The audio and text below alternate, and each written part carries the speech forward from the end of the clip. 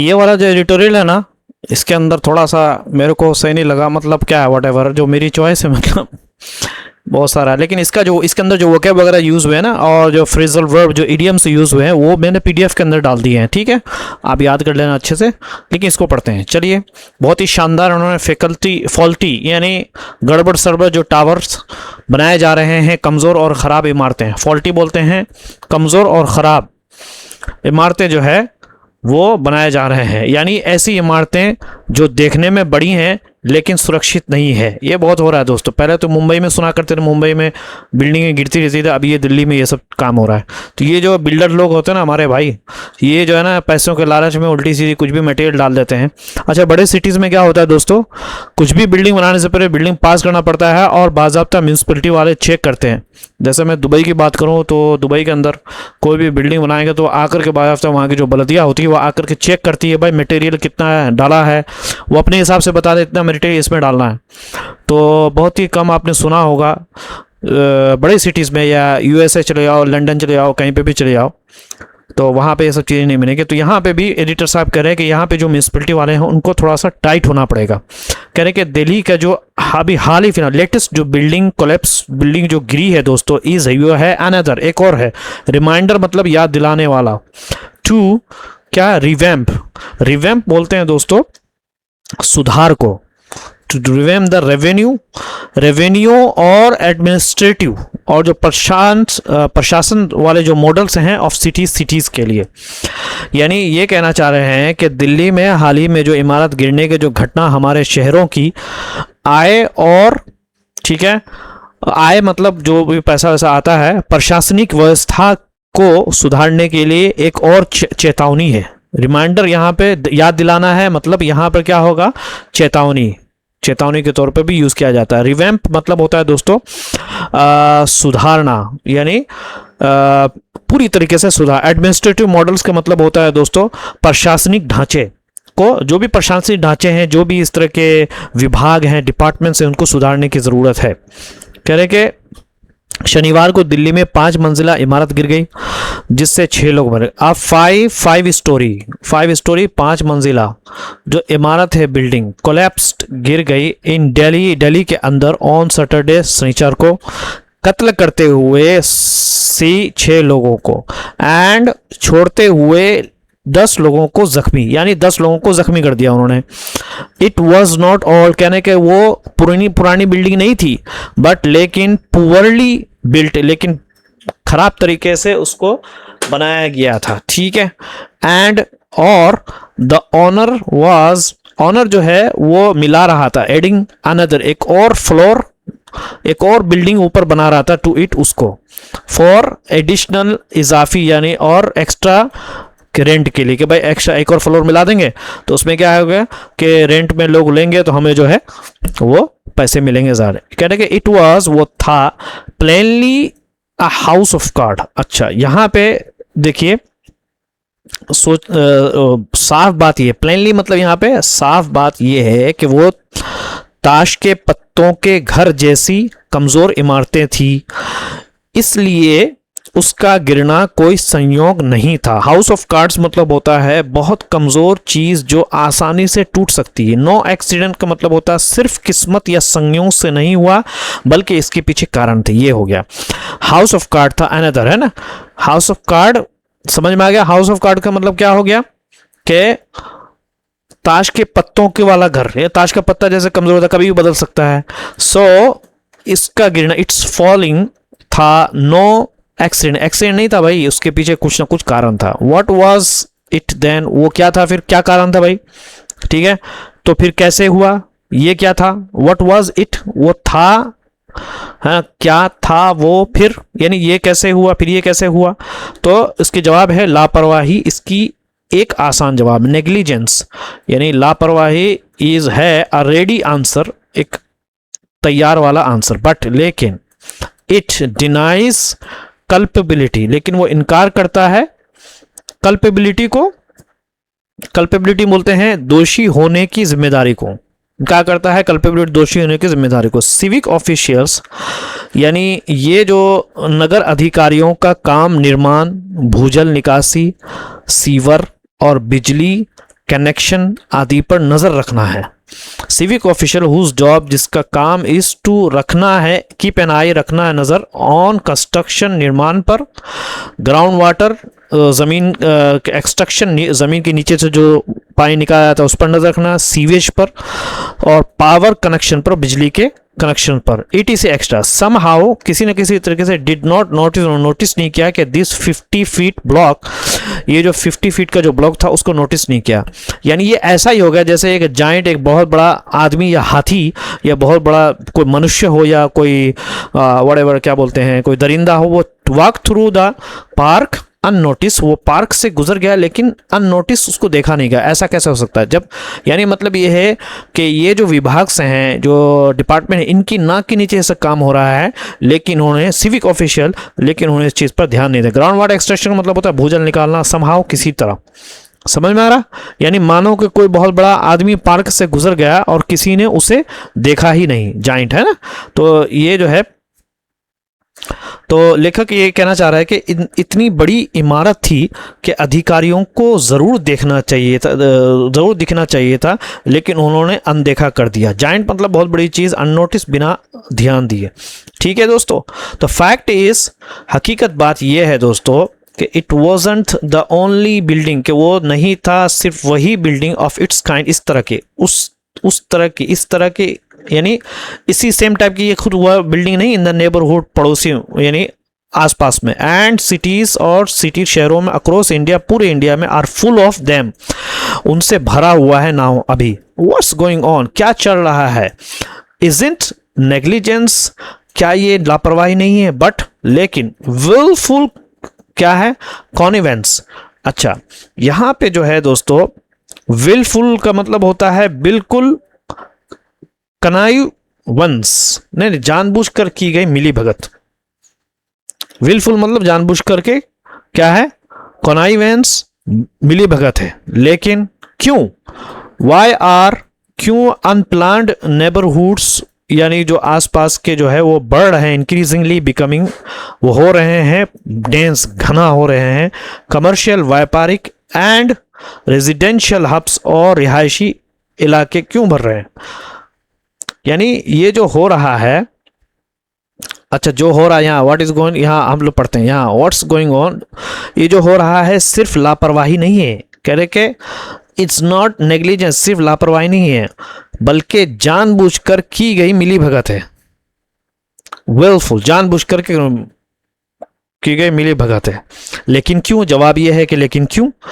तो बिना योजना वाले मोहल्ले धीरे धीरे इतने बड़े व्यापारिक और रहने के केंद्र क्यों बनते जा रहे हैं, है ना? बिना अनप्लान्ड नेबरहुड मोहल्ले इंक्रीजिंगली बढ़ते हुए हो रहे हैं पॉपुलर, इतने कमर्शियल, व्यापारिक, एंड रेजिडेंशियल हब्स। ठीक है, तो कमर्शियल हब यानी क्या है? धीरे धीरे इतने बड़े व्यापारिक और रहने के रेजिडेंशियल हब, रहने का जो है केंद्र क्यों बनते जा रहे हैं? सो जवाब क्या है दोस्तों? इसका जवाब है, इस बात में छिपा है कि हम शहरों को आर्थिक विकास के रूप में योजना बनाकर विकसित नहीं कर पाए। द आंसर इज, जवाब ये है, लाइज, जवाब इसके अंदर है कि हमारी जो कमजोरी और फेलियर टू प्लान, योजना बनाने का सिटीज को एज क्या है? इंजन्स ऑफ इकोनॉमिक ग्रोथ, कि हम फेल हो गए कि सिटीज को एक ईंधन बनाया जाए आर्थिक तरक्की के लिए। इंडिया क्या है? तरक्की कर, ग्रोइंग इकोनॉमी, एक बढ़ती हुई अर्थव्यवस्था है, एंड डिमांड, और ये जो मांग है, फॉर बिल्ट अप एरियाज, यानी पहले से बने हुए जो एरिया है, क्या है? भारत की अर्थव्यवस्था बढ़ रही है और बने हुए मकानों व इमारतों के लिए जगह की मांग तेजी से बढ़ रही है, ग्रोइंग इकोनॉमी। ठीक है, बिल्ट अप एरिया, बने हुए एरिया, इज राइजिंग रेपिडली, बढ़ रहा है बहुत तेजी से, यानी जो मांग है कि भाई बिल्ट अप एरिया होना चाहिए पहले, चूंकि ग्रोइंग इकोनॉमी है। अच्छा, पर वर्ल्ड बैंक के अनुसार के एस्टिमेट, अर्बन जो इंडिया जो है, यानी विश्व बैंक के एक अनुमान के अनुसार अगले 10 वर्षों के भीतर भारत के शहरों में 60 करोड़ लोग रहेंगे और देश की 70% GDP वहीं पैदा होगी।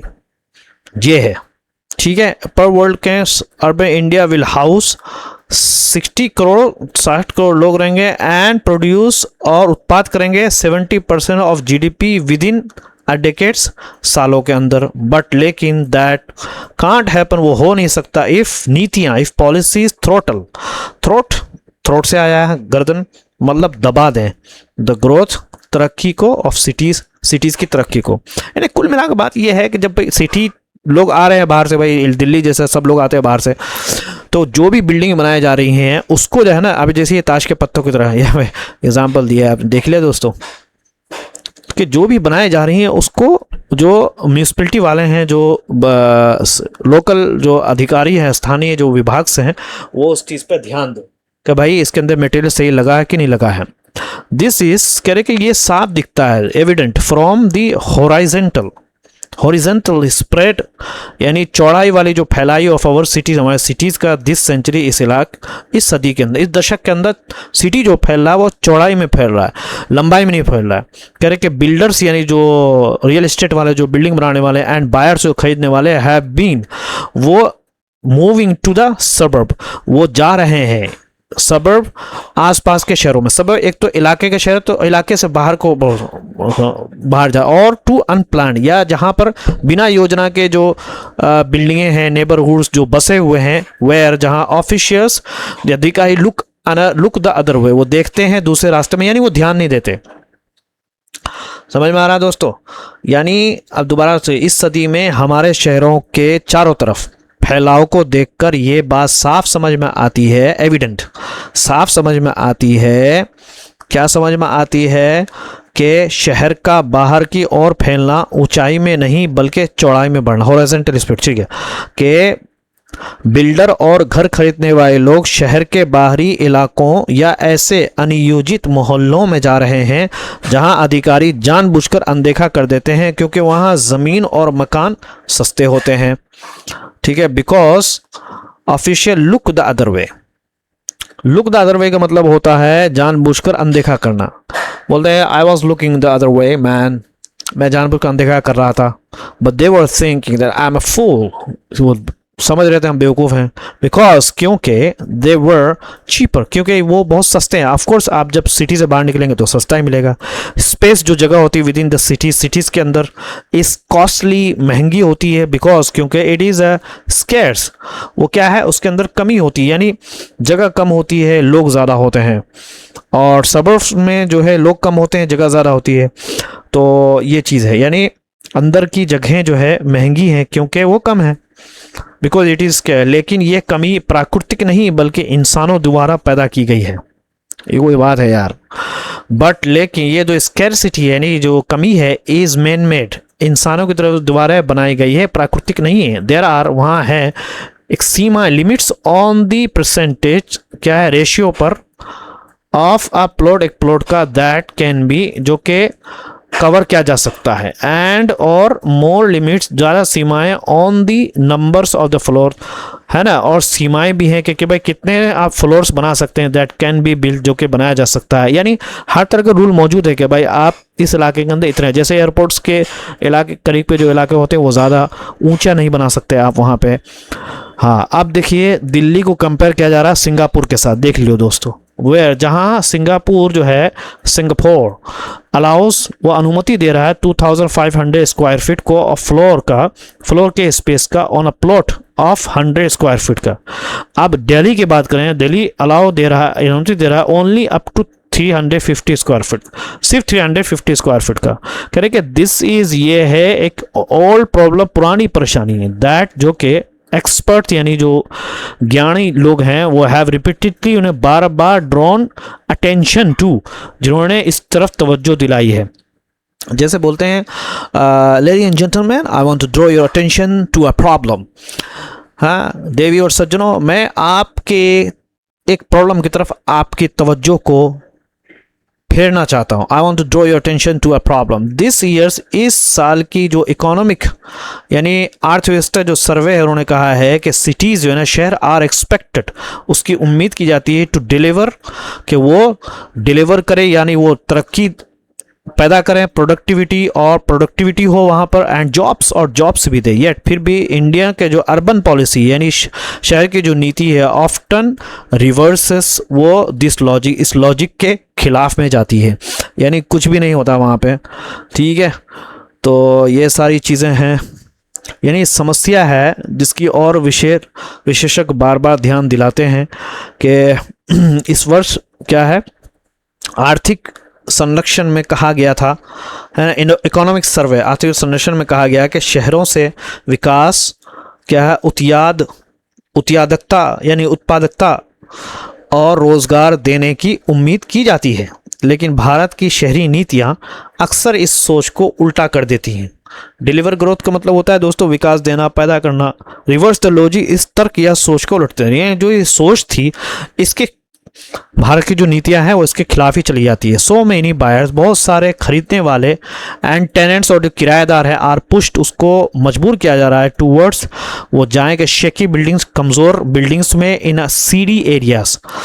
अच्छा, यहाँ पे देखिए सीडी एरियाज का मतलब होता है दोस्तों खराब अव्यवस्था या बदनाम इलाके, सीडी एरियाज उसको बोलते हैं, यानी शेकी बिल्डिंग होता है कमज़ोर बिल्डिंग, कहीं भी पहुंच जाओ भाई। वेयर, जहाँ अनदर, एक और प्रॉब्लम क्या है दोस्तों, बिकम्स, हो जाता है अपेरेंट। अपेरेंट का मतलब होता है कि स्पष्ट दिखाई देने लगता है। फ्रेगमेंटेड गवर्नेंस, अच्छा यहाँ पे फ्रेगमेंटेड गवर्नेंस का मतलब हो गया बिखरा हुआ प्रशासन। बिखरा हुआ जो प्रशासन है वो भी एक तरह का एक प्रॉब्लम है। ठीक है, इंडियन जो सिविक बॉडीज़ है, यानी आप ये बोलिए भारतीय नगर निकाय जो है बॉडीज़ है, सिविक बॉडीज़ है, डोंट अर्न इनफ, वो अच्छा नहीं कमाते, अच्छा उनको पैसा नहीं मिलता टू मीट कि वो देयर एक्सपेंसेस, कि वो जो उनकी लागतें लगती है उसको पूरा कर सकें। समझ में आ रहा, ये मीट देयर एक्सपेंसेस, उसको याद कर लो, ईडीएम है शायद या फ्रेजल वर्ब है, मिलना यानी जो उनकी ज़रूरत पूरा नहीं करती। ठीक है दोस्तों, और चलिए हम इसको पढ़ते हैं। एंड मल्टीप्लिसिटी या मल्टीप्लाइसिटी और of authorities doesn't allow them to take action even when violation like collapse building arise in plain sight। चलिए हम इसको पढ़ते हैं दोस्तों। अच्छा थोड़ा सा टाइम दो, ठीक है। अच्छा यहाँ पे जो है भारतीय जो है नगर निकाय अपनी ज़रूरतों और ख़र्चों को पूरा करने के लिए क्या है, पर्याप्त आय नहीं कमा पाते। ये तो आपको पहले भी मैंने बताया था। मल्टीप्लिसिटी यानी क्या है, बहुत सारी तरह के अथॉरिटीज ऑफ अथॉरिटी, बहुत सारी अलग अलग सरकारी संस्थाएं, डज नॉट, वो परमिट नहीं करता है उनको टू टेक, कि वो एक्शन लें, इवन यहाँ तक के व्हेन, जब उल्लंघन जैसे कि कोलैप्स बिल्डिंग, गिरी हुई बिल्डिंग, अराइज, बढ़ रही है, इन प्लेन साइट, साफ, यानी प्लेन साइड का मतलब ये होता है दोस्तों जो सबके सामने दिखाई देना, यानी व्यवस्था की पर्याप्त आयत नहीं है यानी सिविक बॉडीज़ के पास, और कई अलग अलग जो है अधिकारियों व संस्थाओं की मौजूदगी उन्हें कार्रवाई करने नहीं देती है। कई फ्रेगमेंटेड जो है, कई इधर ये विभाग वो विभाग, सबसे परमिशन लो, ये लो वो लो, कार्रवाई क्या है करने नहीं देती। यहाँ तक कि जब नियमों का उल्लंघन सबके सामने हो रहा हो, जैसे कि ये गिरी हुई इमारत, ठीक है, जैसे कि गिरी हुई इमारत है, उस टाइम भी जो है अराइज यानी वायलेशंस अराइज, वायलेशंस जबकि बढ़ रही हो, इन प्लेन साइट, प्लेन साइट साफ दिखने में, यानी प्लेन साइट का मतलब हो गया जो सबको दिख रहा हो। समझ में आता है, इसको याद कर लो। इफ, अगर, वी आर सीरियस, अगर हम गंभीर हैं, अबाउट, किस बारे में, कि ठीक कर दें इंडिया के शहरों को, लेट्स स्टार्ट, तो शुरू करें विद देयर गवर्नेंस स्ट्रक्चर, जो उनका जो कंट्रोल करता है, जो आदेश जारी करता है, जो गवर्नेंस जो व्यवस्था है उसको जो है फिक्स करे सबसे, सो दैट के अथॉरिटी जो पावर है और जिम्मेदारी आर नॉट इन डाउट, वो शक में ना हो। समझ में आता है? यानी अगर हम सचमुच भारतीय शहरों को सुधारना चाहते हैं तो हमें उनके प्रशासनिक ढांचे से शुरुआत करनी चाहिए। गवर्नेंस स्ट्रक्चर का मतलब होता है प्रशासनिक ढांचा जो है उससे शुरुआत करनी चाहिए, ताकि ये बिल्कुल साफ हो कि किसके पास अधिकार है और किसकी जवाबदेही है, so that authority and accountability, है ना, अधिकार और जवाबदेही आर नॉट इन डाउट, वो डाउट पे ना हो कि भाई कौन अधिकार है कौन जवाब, बोले मैं अधिकारी हूँ, जवाब दे कौन है कोई दूसरा है, तो वो डाउट में ना रहे, यानी सारी चीज़ क्लियर हो। तो ये भी बहुत शानदार आपके पास फ्रेजल वर्ब मिल गया दोस्तों, समझे नहीं, ये नॉट इन डाउट याद कर लो, ठीक है। नहीं तो चैनल को ज़रूर सब्सक्राइब करो। Thank you so much, have a good day.